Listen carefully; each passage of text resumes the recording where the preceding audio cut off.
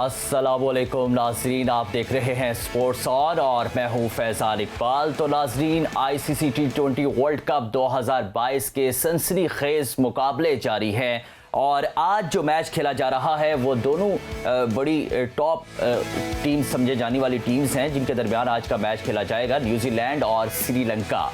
अगर इनके run rate की बात की जाए तो यकीनन न्यूजीलैंड और श्रीलंका के रन रेट्स में नुमाया फ़र्क है।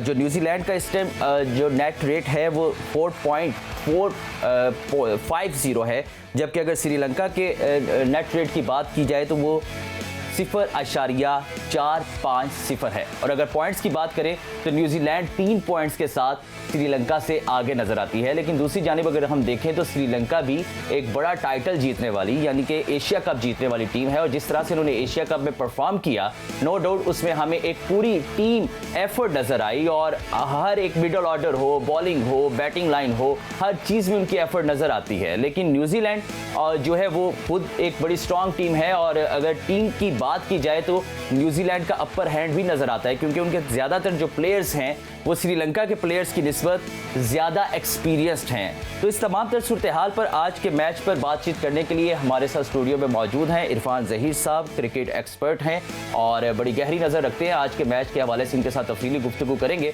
तो इरफान ज़हीर साहब, सबसे पहले तो ये बताइएगा कि टीम जो है वो दोनों की बैलेंस्ड है या कहीं ना कहीं श्रीलंका को डेफिशिएंसी का सामना करना पड़ सकता है। और एक और बड़ी बात यह है कि डैरल मिचेल जो है वो इंजरी से रिकवर हो चुके हैं और मुमकिना तौर पर इम्कानात जाहिर किए जा सकते हैं कि आज वो टीम को ज्वाइन भी करेंगे। तो अगर वो करते हैं तो किसके साथ रिप्लेस किया जाएगा? देखिए फैजान, सबसे पहले इंपॉर्टेंट ये है कि वर्ल्ड कप का हर मैच ही इंपॉर्टेंट है और जिस तरह न्यूजीलैंड परफॉर्म कर रही है, मेरा ख्याल है one of the best contender भी है इस टाइटल को जीतने के लिहाज से। श्रीलंका के कंपैरिजन में देखें तो ओबियसली नेबरिंग कंट्री होने की वजह से इस सारी कंडीशन का, क्लाइमेट का, पिचेस का इनको न्यूजीलैंड के प्लेयर को बहुत अच्छे से अंदाज़ा है और इनके प्लेयर बहुत ज़्यादा बिग बैश भी आके खेलते हैं और प्लस उधर काफ़ी लड़के जो हैं ऑन एंड ऑफ रहते भी हैं, तो उस वजह से इन कंडीशन का उनको बहुत अच्छी तरीके से आइडिया है। अब अगर आज की अभी इस वर्ल्ड कप की और आज के मैच की बात करें तो न्यूजीलैंड ने जिस तरह ऑस्ट्रेलिया को पहले जो कि जिनका होम ग्राउंड था उनको बड़ी आराम से मैच में शिकस्त दी और 200 प्लस करने वाली पहली टीम भी बनी। तो मेरे ख्याल है अगर उन स्टैट्स देखा जाए तो न्यूजीलैंड बहुत अपर हैंड रखती है। आल्दो जैसे आपने इंट्रो में कहा कि श्रीलंका भी एशिया कप का टाइटल जीत के आई है, बट जितनी भी एशिया की टीम है ये एशिया के अंदर अच्छा परफॉर्म करती हैं, बट जैसे एशिया से बाहर जाती हैं इनको प्रॉब्लम का सामना है। इस तमाम तर चीज़ों में हमारी टीम सर फहरिस्त नजर आ रही है। ऐसे ही है। अच्छा, तो इरफान साहब ज़रा एक और चीज़ भी ये बताइएगा कि बैटिंग लाइन की अगर बात करें तो बैटिंग लाइन में यकीनन न्यूजीलैंड जिस तरह आपने बताया कि अपर हैंड तो रखती है, लेकिन अगर फिन एलन है, डेवन कॉलवे है जो टॉप स्कोरर भी है इस टाइम इनिंग्स में, जबकि दूसरी जानिब उनके अगर बात करें तो उनके पास भी मेंडिस हैं जो इस टाइम इस इवेंट में सबसे ज़्यादा स्कोर करने वाले प्लेयर हैं। तो किस तरह से देखते हैं कि बैटिंग लाइन भी दोनों की बैलेंस्ड है या कहीं ना कहीं इसमें भी एज जो है वो न्यूजीलैंड को ही जाएगा? नहीं, न्यूजीलैंड को बिल्कुल डेफिनेटली एज हासिल है। उनके जो प्लेयर्स हैं वो सारे स्वाय केन विलियमसन के जितने भी बैट्समैन हैं वो सारे बहुत बड़े पावर हिटर हैं। एलन की बात करें, कॉनवे की बात करें, हम फिलिप की बात करें, फिर निशम की बात करें, ब्रेसवेल की बात करें या मिचेल अगर आता है ब्रेसवेल की जगह पे या किसी और की जगह पे भी खिलाते हैं। मेरा ख्याल है कि इंजरी से आ रहे हैं तो शायद उनको ना खिलाया जाए, बट अगर लेट्स सपोज खिलाते भी है तो वो भी बहुत बड़े पावर हिटर है।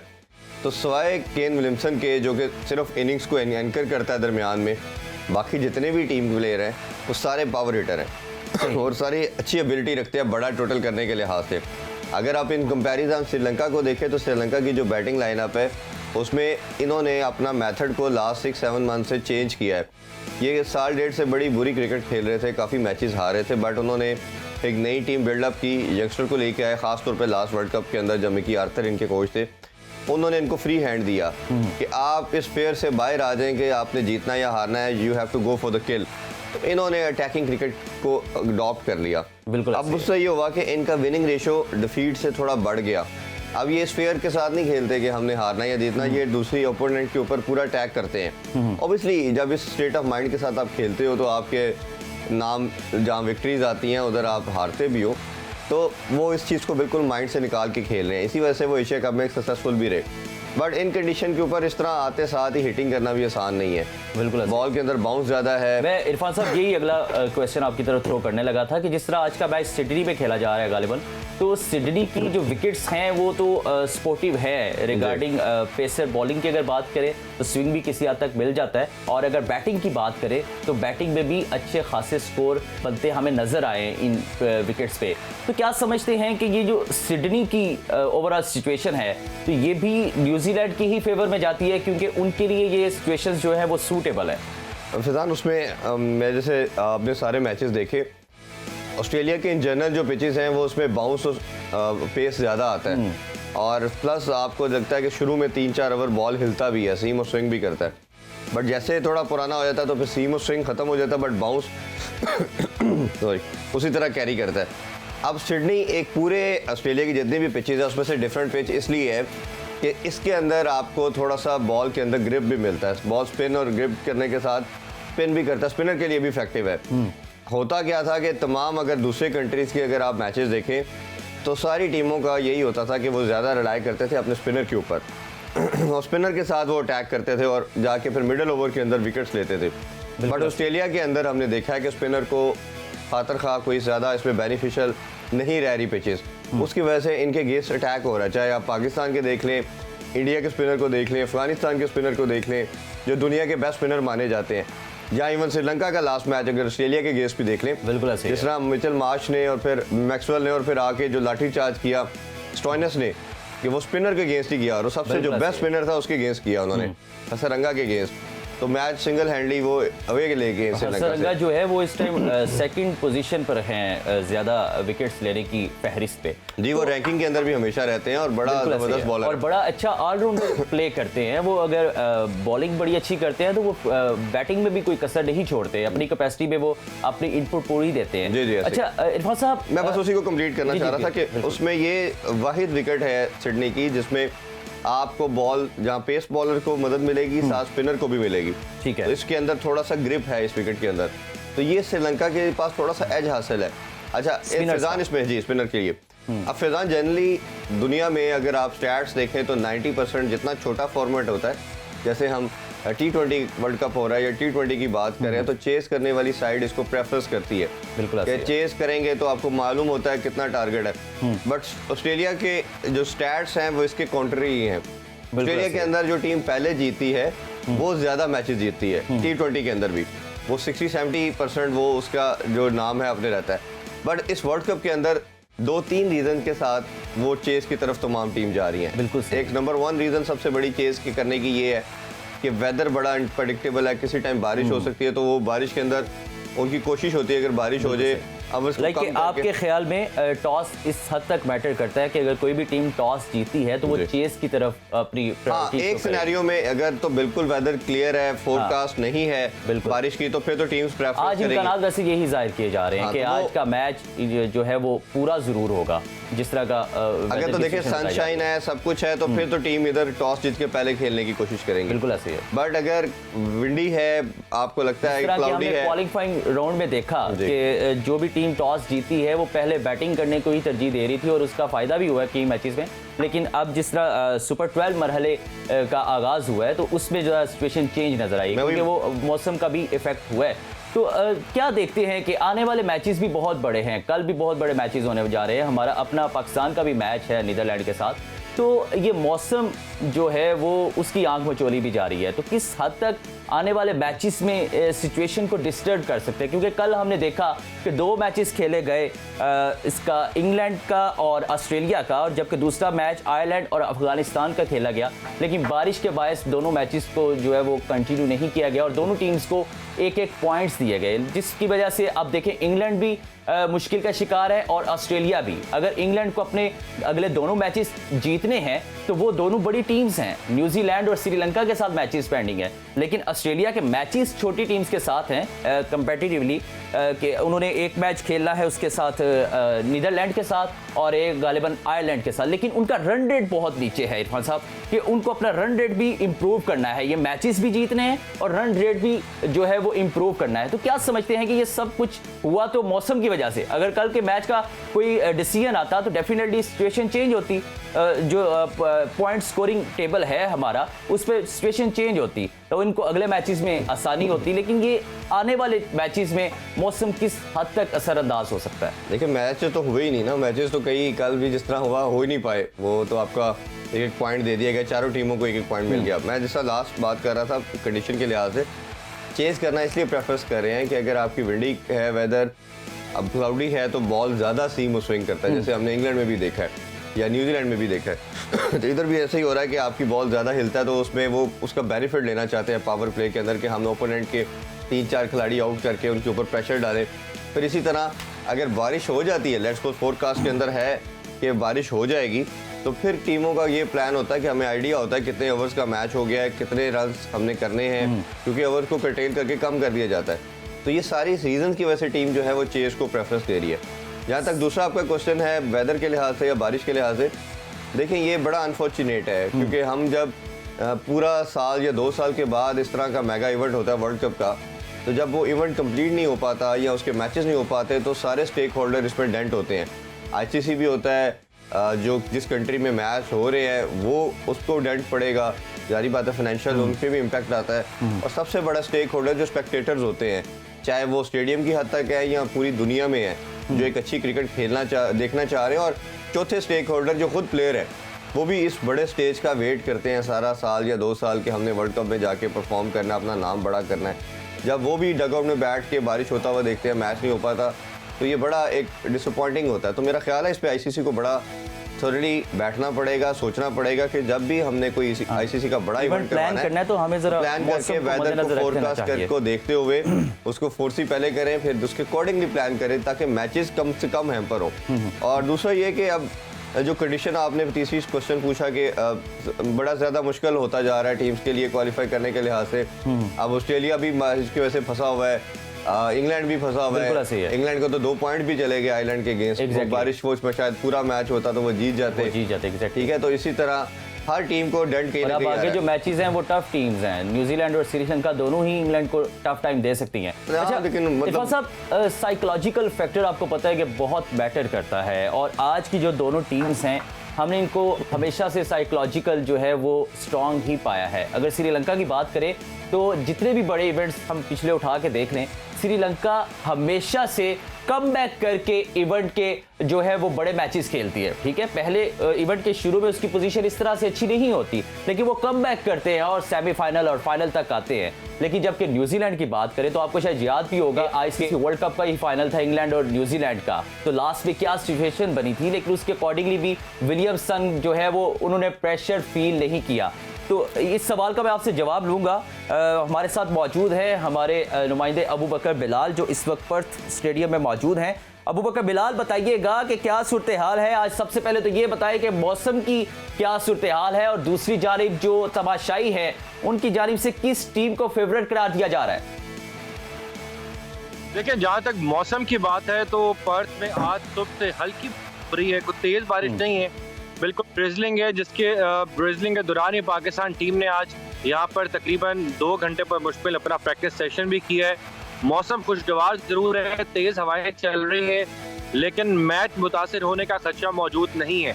लेकिन अनप्रेडिक्टेबल वेदर होता है ऑस्ट्रेलिया का, और पर्थ का भी यही कहा जाता है। लेकिन अभी तक वेदर फोरकास्ट और रडार के ऊपर कल का मैच बारिश से मुतासिर होने का खदशा जाहिर नहीं किया जा रहा। दूसरी तरफ जो आपने बात की कि कौन सी टीम फेवरेट है, तो अब ऑस्ट्रेलिया और इंग्लैंड भी मुश्किल में हैं, पाकिस्तान भी मुश्किल में दिखाई दे रहा है, और भी जो टीमें हैं। लेकिन अगर आप देखें तो इंडिया अभी तक अपने दोनों मैच जीता है, उन्होंने अभी तक अच्छी क्रिकेट खेली। दूसरी तरफ से अगर हम देखें तो न्यूजीलैंड की टीम भी अच्छी क्रिकेट खेल रही है। तो ये तो दोनों पूल्स की टॉपर टीमें हैं, लेकिन अभी का डिसाइड होना बाकी है। अभी मेरा ख्याल है कि टूर्नामेंट के अंदर जो टीमों को काफ़ी मुश्किलात भी होने पर अच्छा, लेकिन अबू पाकिस्तान बकर, का चूंकि आप वहीं पर मौजूद हैं और तमाम तर मैचेस को आप वहां पर लाइव जो है वो एक्सपीरियंस कर रहे हैं, तो क्या देखते हैं कि आज का मैच तो सिडनी में होने जा रहा है, तो सिडनी की सिचुएशन जो है वो ओवरऑल तो स्पोर्टिव ही है। अगर बॉलिंग की बात करें तो पेसर को भी उसमें मार्जिन मिलता है, बॉल स्विंग भी होता है, और अगर बैटिंग की बात करें तो अच्छे स्कोर भी एक्सपेक्टेड है। तो किस तरह से देखते हैं कि सिडनी की विकेट पर प्रोजेक्टेड स्कोर क्या होना चाहिए?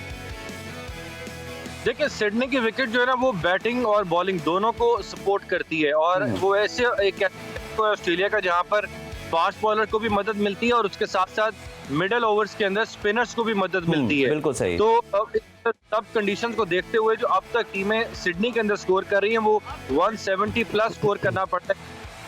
इवन न्यूजीलैंड ने जो अपना ओपनिंग मैच खेला था उसके अंदर 200 प्लस स्कोर किया था और ऑस्ट्रेलिया को 1 साइड वो शिकस्त दी थी। टॉस बड़ा वाइटल हो रहा है जी। टॉस जीत के इधर प्रेफर कर रही हैं कि पहले बैटिंग की जाए और अगली टीम को अंडर प्रेशर किया जाए, क्योंकि बॉल के अंदर है और जिस तरह होता है कि पाकिस्तान के अंदर लास्ट ओवर्स के अंदर फास्ट बॉलर को हेल्प नहीं मिलती, लेकिन ऑस्ट्रेलिया के अंदर फास्ट बॉलर्स को आखिरी ओवर्स में भी हेल्प मिलती है। बिल्कुल सही। अच्छा, वो बकर ये बताइए कि पाकिस्तान की ट्रेनिंग सेशन भी आप देख रहे हो। हमने बड़ी बात की कि फ़खर को खेलना चाहिए था, लास्ट मैच नहीं खिलाया गया, और हैदर अली या आसिफ अली किसी को बिठाना चाहिए था, बट आसिफ अली की जगह तो हैदर अली को खिलाया गया। बट अनफॉर्चुनेटली हैदर अली को जिस नंबर पे भेजा गया वो आसिफ का नंबर था।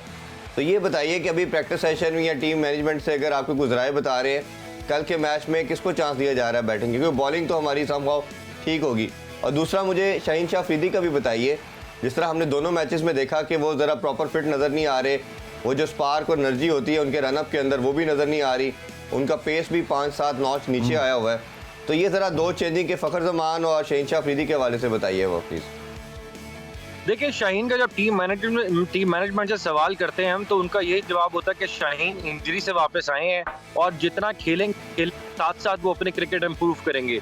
यकीनी तौर पर उनके रनअप में भी हमें वो पैशन नजर नहीं आ रहा, जो उनकी जंप होती थी वो भी नजर नहीं आ रही, और ये एक साइकोलॉजिकली होता है फास्ट बॉलर के साथ जब वो इंजरी से वापस आता है। ये नी इंजरी जो होती है इसमें तो खास कर देखिए, अभी अगर वो इंजरी उनकी मुकम्मल तौर पर हील भी हो गई है, उसके बावजूद भी उनको प्रैक्टिस तो चाहिए, मैच प्रैक्टिस चाहिए, ताकि वो साइकोलॉजिकली उतने तैयार हों मैच खेलने के लिए। अभी वो हमें पूरा जोर लगाते हुए दिखाई नहीं दे रहे। जिस तरह आपने कहा कि पेस भी नीचे आई हुई, तो एक रीजन ये है कि वो इंजरी से वापस आए हैं, लेकिन टीम मैनेजमेंट जो फैसले कर रही है वो अनबिलीवेबल हैं, मुझे उनकी समझ नहीं आ रही। गुज़िश्ता मैच जब आखिरी बॉल बची तो नसीम और शाहीन शाह अफरीदी को भेजने का फैसला किया गया, हालांकि पता था कि वो तेज रन नहीं ले पाएंगे। उनकी जगह शायद हारिस रऊफ होते, वो इन कंडीशंस को जानते भी हैं, लंबी हिट भी लगा लेते हैं, शायद भाग के 2 रन बना लेते। लेकिन शाहीन ने जो रनिंग बिटवीन द विकेट है उसके अंदर भी जो है उस तरह हमें वो जो एक स्पीड होती है वो हमें दिखाई नहीं दी। दूसरा, आपने सवाल किया कि मैच में तब्दीलियां, देखिए तब्दीलियां हम पिछले 3-4 सेशंस में देख रहे हैं कि फ़खर जमान को लंबी लंबी बारियां खपाई जा रही हैं, और आज के सेशन में भी फ़खर जमान को बहुत तवील नेट करवाया गया, और खासकर जो मैथ्यू हेडन है वो भी उनके साथ काफ़ी ज़्यादा काम करते हुए दिखाई दिए हैं। लेकिन अभी तक फैसला नहीं हो पाया कि टीम में क्या तब्दीली करनी है, लेकिन पाकिस्तान क्रिकेट टीम की जो मैनेजमेंट है और कप्तान वो ये यकीनी तौर पर सोच रहे हैं कि अगर फ़खर जमान फिट होते हैं तो फिर शायद हैदर अली और आसिफ अली तो पहले ड्रॉप है, हैदर अली को ड्रॉप करके फ़खर जमान को नीचे बिलो द ऑर्डर। सही। अबू बकर बिलाल, जिस तरह से आप तब्दीलियों की ही बात कर रहे हैं, तो आज के मैच में क्या तब्दीली कोई एक्सपेक्टेड है? लाइक के खबरें ये आ रही हैं कि जो डैरल मिचेल हैं वो रिकवर हो चुके हैं इंजरी से, और इम्कानात भी जाहिर किए जा रहे हैं कि आज के मैच में ज्वाइन करेंगे। जिस तरह से आपने बात की कि विकेट जो है वो स्पिनर के लिए भी मिड ओवर्स में आके साजगार साबित होती है, कहीं ना कहीं फायदा पहुंचाती है, तो अगर ये डैरल मिचेल वापस आते हैं तो इसकी जगह रिप्लेस किसको किया जाएगा? देखिए, अभी मैं तो फर्स्ट पे मौजूद हूँ, मुझे इतना न्यूजीलैंड की टीम मैनेजमेंट ने क्या फैसला किया इस बारे में कुछ भी कहना कबल अज़ वक्त है, लेकिन जिस तरीके से न्यूजीलैंड की टीम परफॉर्म कर रही है इस पोजीशन के अंदर, मेरा शायद अभी डैरल मिचेल को मजीद वो रोक लें अपना हथियार के तौर पर, और अभी अपने विनिंग कम्बिनेशन को ही आजमाएं। लेकिन टीम मैनेजमेंट का फैसला है, मैं अभी इस बारे में कुछ कमेंट कर नहीं सकता। सही सही। अबू बकर बिलाल, आप हमारे साथ रहिएगा। यहाँ वक्त हुआ है ब्रेक, इंशाल्लाह ब्रेक से वापस आते हैं तो आपको दोबारा ज्वाइन करते हैं। Stay with us. Welcome back. तो नाज़रीन, कल भी बहुत अहम मैच खेला जा रहा है। यकीनन पाकिस्तान और नीदरलैंड का ये मैच होगा और पाकिस्तान के लिए बड़ी टफ इस टाइम सिचुएशन है और जो खतरात जो सर पर मंडला रहे हैं वो ये हैं कि पाकिस्तान ने फर्स्ट ऑफ ऑल तो तीनों मैच जीतने हैं और उसके अलावा बाकी टीम्स में क्या क्या चेंजिंग्स होनी चाहिए या उनकी परफॉर्मेंस कैसी होनी चाहिए, इसका दारोमदार भी हमारे ही फैसले पर होगा कि हमारी किस्मत का फैसला भी उनकी परफॉर्मेंस करेगी। लेकिन हमने देखा कि पाकिस्तान 1992 का जब वर्ल्ड कप जीता तो तब भी यही मराहल तय किए। जब 2017 में चैंपियंस ट्रॉफी जीती तब भी पाकिस्तान की टीम इन मराहल से गुजरती हुई जो है वो मेगा मैचेस तक पहुंची। तो इरफान साहब, क्या समझते हैं कि पाकिस्तान की सिचुएशन तो बहुत टफ नज़र आ रही है, लेकिन क्या आपको लगता है कि कोई पॉसिबिलिटी है कि हम किसी तरीके जो है वो सुपर 4 में जगह बना सकेंगे? बड़ा $1 मिलियन क्वेश्चन है ये कि पाकिस्तान जा पाएगा कि नहीं। इस पे बड़े मीम्स भी कल परसों से आ रहे हैं जो कि बड़े फ़नी हैं, जो सारे शायद बताए भी नहीं जा सकते। देखिए, हमारी हिस्ट्री रही है, ट्रेडिशन ऐसी रही है कि हम जब कोई इवेंट बड़ा खेलने जाते हैं बहुत कम होता है कि हम इजीली थ्रू करते हैं। हमेशा यही होता है कि कोई मैच हारेगी, कोई इसको ये होगा, वो बारिश हो जाएगी, कुछ इस तरह होगा। और स्पेशली हमें बारिश में बड़ा एज देती रही है। हाँ, हमारी हिस्ट्री में रहा है कि बारिश ने हमें बड़ा, जैसे आपने 92 का रेफरेंस दिया तो 92 में भी हमें एक पॉइंट था तो इंग्लैंड के अगेंस्ट मैच हम 75 पे आउट हो गए थे। उसमें बारिश आ गई तो हमें वो एक पॉइंट मिल गया, वो एक पॉइंट ही हमें थ्रू कर गया। एग्जैक्टली। अभी जो सर्कमस्टांसिस है, जो सिनेरियो बन चुका है, उसमें बिल्कुल एक विंडो ओपन है, अल्लाह ताला ने रखी है हमारे लिए खोल के। जिस तरह आपने कहा कि तीनों मैच जीतना, पहले तो नंबर 1 वो ज़रूरी है, उसके बाद सेकंड नंबर के ऊपर है कि भारत कल का मैच सबसे वाइटल है कि वो हराए साउथ अफ्रीका को, क्योंकि अगर साउथ अफ्रीका को हराते हैं तो फिर जिम्बाब्वे को भी हराए। हाँ, वो तो ऑब्वियसली है ही है, लेकिन कल साउथ अफ्रीका एक जो है वो स्ट्रॉन्ग साइड है तो उसको जरूर हराए। मैच है वो जी। उसके बाद फिर हम उनको हराएं, फिर जिम्बाब्वे को भारत भी हराए और बांग्लादेश या नीदरलैंड में से भी कोई हराए। एग्जैक्टली। तो वो इस तरह की खिचड़ी हमने पका ली अपनी टीम के लिए या पॉइंट्स टेबल के लिए, but still there is a hope. और हमें as a being a Pakistani या patriotic Pakistani, we still wish and pray कि अल्लाह ताला कोई ऐसा सिस्टम बना दे कि हम शायद सुपर 4 तक आ जाए, सेमीफाइनल की दौड़ में आ जाए। यकीनन अगर ऐसा कुछ होता है तो वो किसी मौजज़े से कम नहीं होगा। हम मौजों के आदी हैं, हमने शुरू से बड़े मौजज़े देखे हैं, तो कोई ऐसा मसला नहीं है कोई एक दफ़ा हमारी ज़ात के लिए एक और इरफान साहब, क्या समझते हैं कि मैं लिटरली पिछले मैच से बड़ा डिसअपॉइंटेड हूँ और मैं पहले आपकी इस राय के बारे में कंफ्यूज होता था जो आप बाबर आजम की कप्तानी के हवाले से बातचीत करते थे, लेकिन जब मैंने ये वर्ल्ड कप में चीज़ें इन डिटेल ऑब्जर्व की या पाकिस्तान इंग्लैंड की सीरीज़ हुई, उससे पहले एशिया कप भी हुआ, जब उसको मैंने इन डिटेल ऑब्जर्व किया तो मुझे किसी हद तक आपकी जो ये तमाम बातें हैं ये सही लगने लगी हैं। तो क्या समझते हैं कि कल जितना प्रेशर है, जो सूरत हाल है पाकिस्तान की और लास्ट मैच में जो कारकर्दगी है उसका भी प्रेशर है, तो बीइंग अ कैप्टन क्या स्ट्रेटेजिकल सामने लानी चाहिए और किस तरह से अपनी मैच्योरिटी शो करनी चाहिए मैच में? देखें फिजान, ये नहीं होता कि आप जीते तब भी आपकी जो मिस्टेक्स हैं या लूप होल्स है वो नज़र ना आए। बाबर जब पाकिस्तान जीत रहा था तब भी मैं कहता था कि वो कैप्टन कमोडिटी नहीं है। बाबर के अंदर उसको ग्रेजुअली एक लर्निंग कैप्टन था वो, या लर्निंग कैप्टन है, वो वक्त के साथ सीख रहा है, बट उसके अंदर जो डिसीजन लेने होते हैं वो नहीं ले पाता। आप लकीली जब जीत जाते हो तो वो सारी चीज़ें हाइड हो जाती हैं, but technical point of view से हमें तब भी नज़र आता था कि ये चीज़ ऐसे होनी चाहिए थी, इसको ऐसे इम्प्रूव किया जाना था, क्योंकि आप गलतियाँ करते हैं तो उसे सीखना भी है। जब आप जीत के भी नहीं सीखते, हार के भी नहीं सीखते, तो फिर आप एक बड़ा प्लेयर या बड़ा कैप्टन नहीं बन पाते। तो ये तो मैं शुरू से कह रहा था कि बाबर नहीं की, जिसकी प्राइम एग्जाम्पल ये है कि बाबर और रिजवान को ओपन नहीं करनी चाहिए। आपके पास सबसे बड़ी T20 का बेस्ट बैट्समैन जो है वो फ़खर और शर्जील है।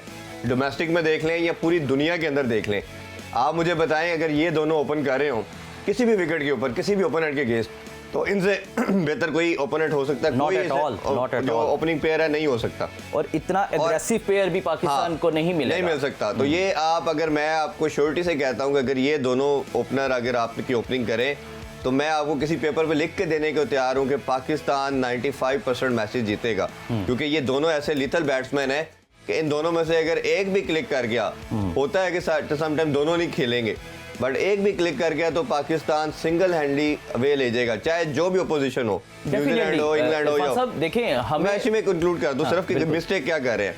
तीसरा, बाबर को खुद नंबर 3 पे आना चाहिए। वो जब आके खुद ओपन करते हैं विंडो तो अपने आप को देते हैं, पूरी स्पेस देते हैं। पहले स्लो खेला, रिजवान भी इसी मेथड के साथ खेला। रिजवान की बात करें, आईसीसी के रैंकिंग का ना सिनेरियो बड़ा गलत है। वो रैंकिंग किस तरह देते हैं जिसका स्कोर ज्यादा है। बिल्कुल ऐसे ही है। अच्छा, स्कोर ज्यादा करना it's not a big deal. आप किसी भी प्लेयर को कितनी यूज कर रहे हैं। अभी आप देखें 2 मैचेस की बात कर लेते हैं। पहले मैच में 11 डॉट बॉल खेली उसने 16, सेकंड में उसने 11 डॉट बॉल खेली रिजवान ने।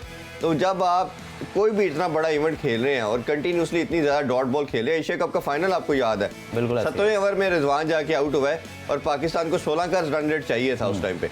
तो ये बड़े ज्यादा क्वेश्चन मार्क है। एवरेज के ऊपर आप नंबर 1 को ना देखें, आपकी परफॉर्मेंस से टीम जीत रही है या नहीं जीत रही। बिल्कुल सही इरफान साहब, मैं इस बात पे बिल्कुल आपके साथ एग्री करूंगा कि ये जो क्वेश्चन मार्क्स आपने गिनवाए हैं ना, ये क्वेश्चन मार्क्स हमें जो बड़ी टीम्स हैं उनमें भी ये मिसालें नजर आ रही हैं। आप ऑस्ट्रेलिया का देखें, स्मिथ जो एक उनके किसी टाइम पे सबसे मैच्योर बैट्समैन समझा जाता था, उसको बाहर बिठा दिया जाता है। आज के मैच में जो रूट का नाम ले लें, जो रूट इंग्लैंड का सबसे बेस्ट बैट्समैन है, गप्टिल देखें, इतनी अच्छी स्ट्राइक रेट देता रहा, इतनी अच्छी इनिंग्स हैं, उसकी पावर हिटिंग्स हैं, लेकिन क्योंकि वो काफी टाइम से फॉर्म में नहीं है तो उसको बाहर बिठाया हुआ है। हालांकि गप्टिल ओपनर भी हो सकता है, गप्टिल मिडिल ऑर्डर पे भी अच्छा परफॉर्म कर सकता है, लेकिन हमें इस टाइम अप्रोच जो है वो अग्रेसिव अपनाने का टाइम है। और बड़ी टीम्स तो इस पे ही टोटल वर्क कर रही हैं। उनको इस चीज से कोई सरोकार नहीं है कि सेंचुरी मेकर कौन है और कौन ज्यादा रन्स बना रहे हैं। उनको सरोकार ये है कि जो रन्स बनाए जा रहे हैं वो किस स्ट्राइक रेट के साथ बनाए जा रहे हैं, आया वो टीम के लिए बेनिफिशियल हैं या नहीं।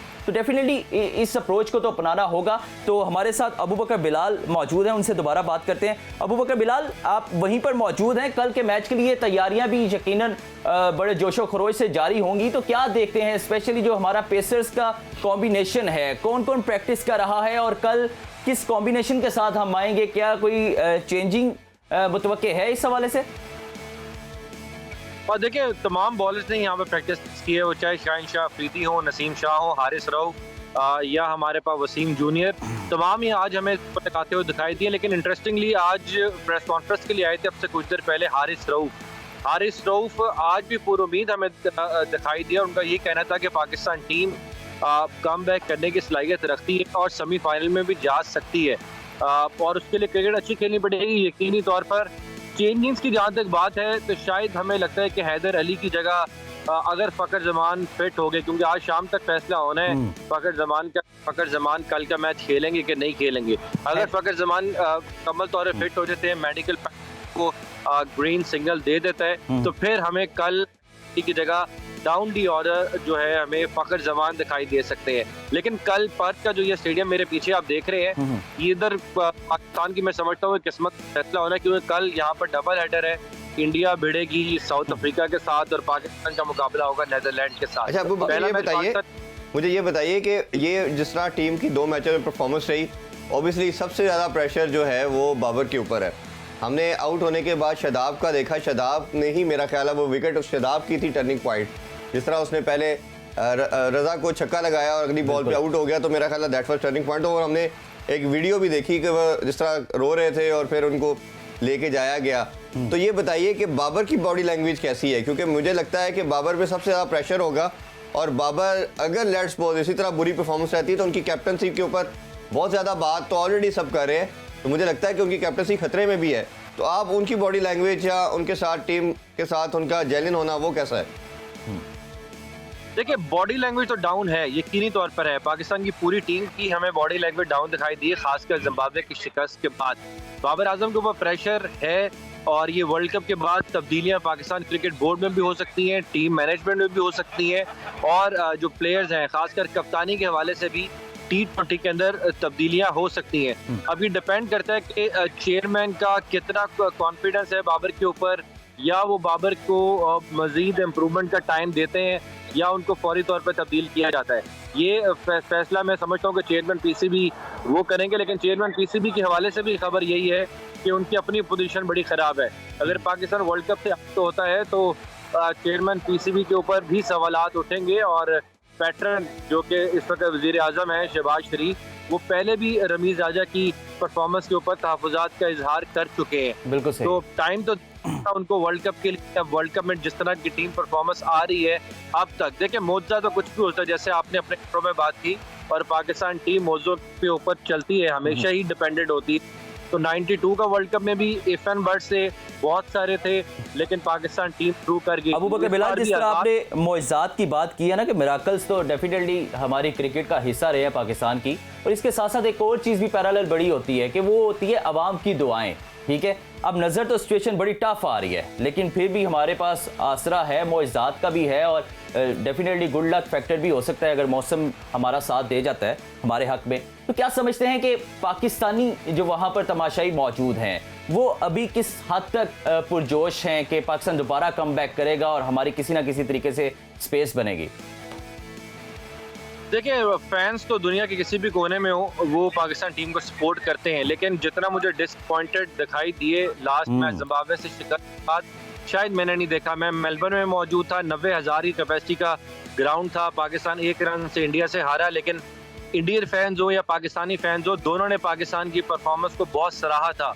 लेकिन उसके बाद जिस किस्म की परफॉर्मेंस पाकिस्तान ने अगेंस्ट जिम्बाब्वे दिखाई है, जिसके अंदर कोई इंटेंट नहीं दिखाई दिया, बैटिंग के अंदर कोई पॉजिटिव अप्रोच नहीं हमें दिखाई दी, हमें पावर प्ले का अभी तक सही तरह इस्तेमाल नहीं किया, और हर मैच में हमारी कोशिश होती है, चाहे टोटल 130 हो या टोटल 200 हो, हमारी कोशिश होती है कि आखिरी ओवर में जाके फिनिश करें।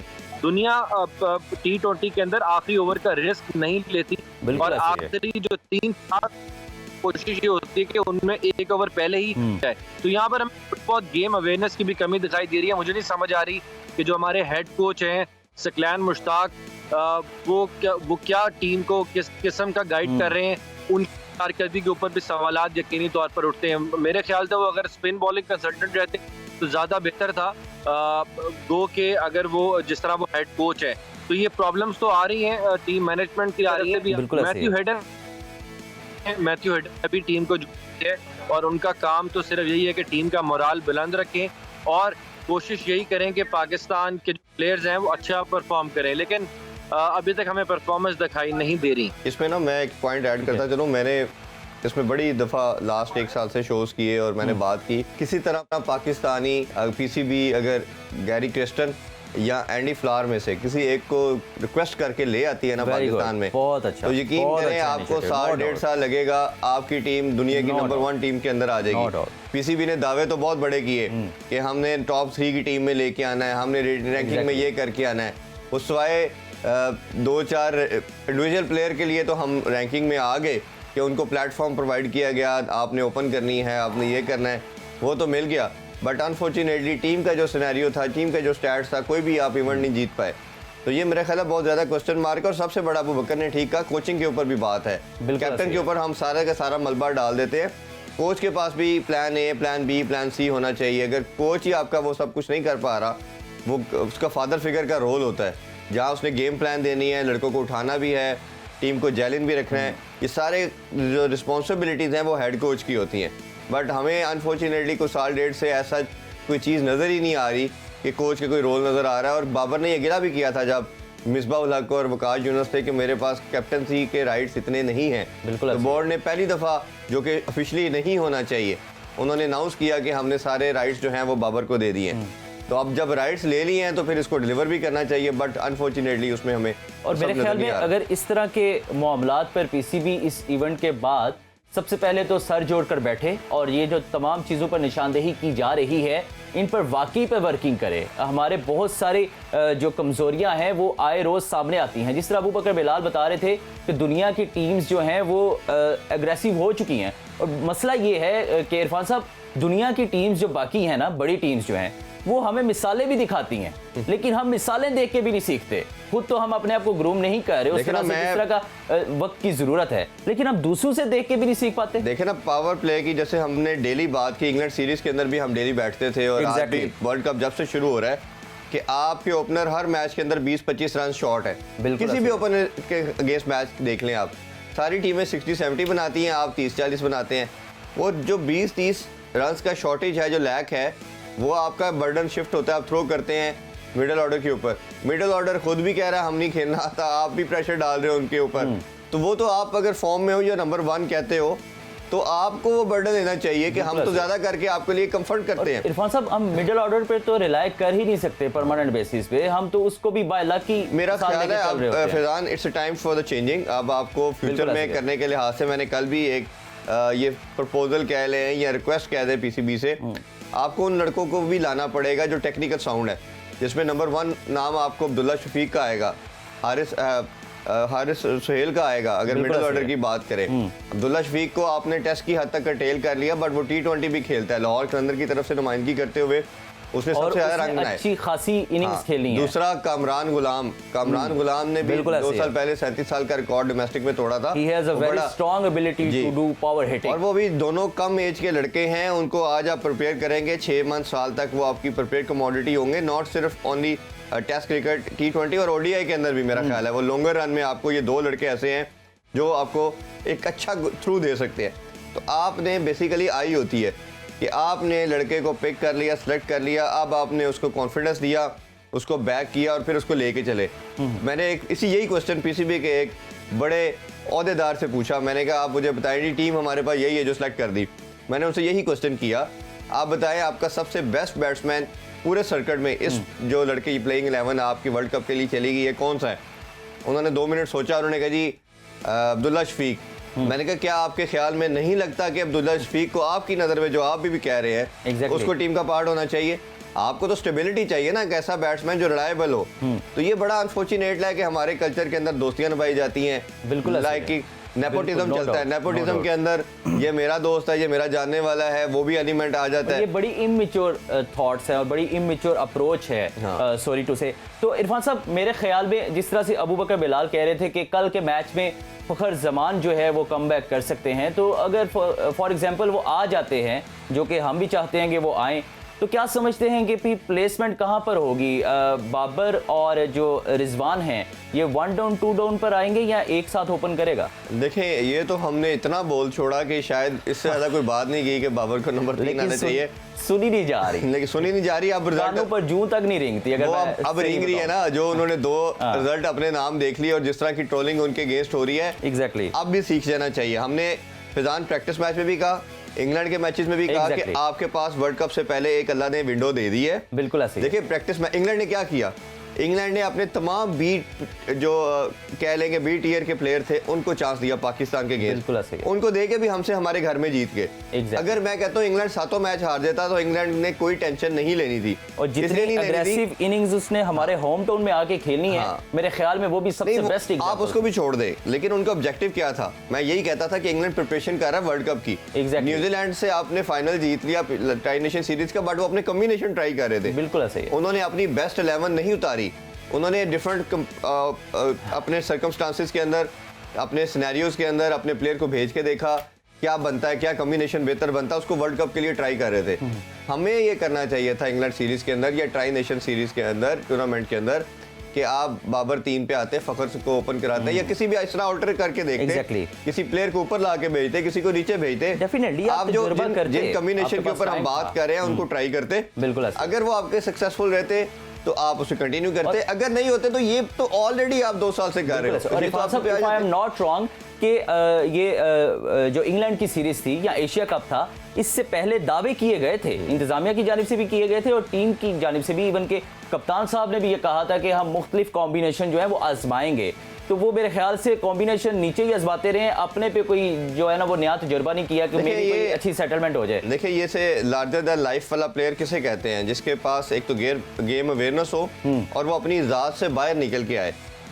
अनफॉर्चुनेटली जैसे रिजवान की हमने एक प्रेस कॉन्फ्रेंस सुनी, उन्होंने कहा जी मैं और बाबर बिल्कुल सेल्फिश नहीं खेलते, अगर ऐसा हो तो हमें जीतना ही नहीं चाहिए। तो अब रिजल्ट आपके सामने है, आप बोल तो रहे हो, फिर आपको वो रिजल्ट वो प्रोवाइड करने चाहिए जो पाकिस्तानी स्पेक्टेटर देखना चाह रहा है। आपको स्ट्राइक रेट 8 या 9 के साथ खेलना चाहिए, फिर हम ये बात नहीं करेंगे, ठीक है? फिर आप 60-70 करेंगे तो हमें भी मजा आएगा पूरी नेशन को कि आपने रन भी किए हैं और आप तेज भी मेरे ख्याल से बाबर नंबर 3 पे आके बड़ेपन का मुजाहरा करेगा, ये मानेगा जब कि मैं दुनिया का नंबर 1 बैट्समैन हूँ, फाइन, बट फखर मेरे से तेज खेलता है।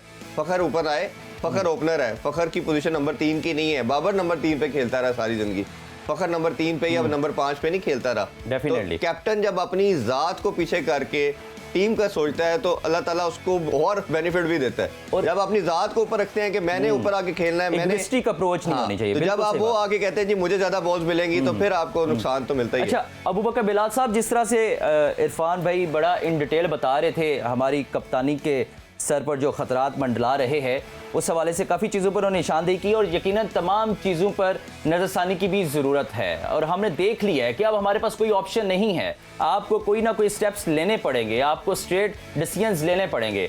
और क्या समझते हैं कि मैं एक बड़ा स्ट्रॉन्ग क्वेश्चन आपसे करने लगा हूँ कि हमारी पीसीबी से लेकर टीम तक क्या सिर्फ यही तो नहीं माइंडसेट के जो टॉप स्कोरर है वही अच्छा कप्तान रह सकता है, या दूसरी साइड पे क्या हमारे पास बाबर आजम के अलावा कोई ऑप्शन नहीं नजर आती? देखें, बड़ा क्रिटिकल क्वेश्चन किया आपने। बाबर आजम के अलावा ऑप्शन तो यकीनी तौर पर है, लेकिन वो ऑप्शन हमारे पास दो सूरतों में दिखाई देती है। एक है हमारे पास रिजवान और दूसरे हैं लाहौर क्लच जिन्होंने ट्रॉफी लिफ्ट की, शाहिन अफरीदी। शाहिन अफरीदी ने पीएसएल के अंदर जिस किस्म की कप्तानी की है, उन्होंने ये चीज शो की है कि वो I really appreciate it. बिल्कुल एक अच्छा के अंदर मौजूद है।